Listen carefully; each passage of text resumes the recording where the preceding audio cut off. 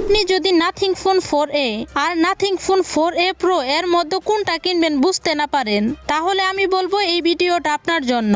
প্রথমেই ফোনগুলোর ডিজাইন নিয়ে কথা বলা যাক। নাথিং ফোন 4a তে আছে সিম্পল গ্লিফ লাইট ডিজাইন, কিন্তু 4 প্রোতে আছে আরো প্রিমিয়াম গ্লিফ ম্যাট্রিক্স লাইট, যেটা দেখতে অনেক বেশি ফিচারিস্টিক। পারফরমেন্সের দিক থেকে 4a তে আছে ভালো মিড রেঞ্জ প্রসেসর, আর 4a প্রোতে আছে আরো শক্তিশালী চিপসেট, তাই গেমিং আর পারফরমেন্স হবে অনেক স্মুথ। ক্যামেরার কথা বললে 4a তে ভালো ক্যামেরা থাকলেও 4a প্রোতে পাবেন আরো আপগ্রেড ক্যামেরা সেটআপ, তাই যদি বাজেট কম হয় তাহলে নাথিং ফোন 4a ভালো অপশন হতে পারে।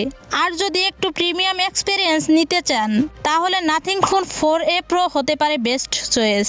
সো ফোনগুলো আপনাদের কাছে কেমন লাগলো কমেন্টে জানাতে পারেন। আর হ্যাঁ, এই ফোনগুলো সম্পূর্ণ রিভিউ ভিডিও পেতে আমাদেরকে ফলো করতে পারেন।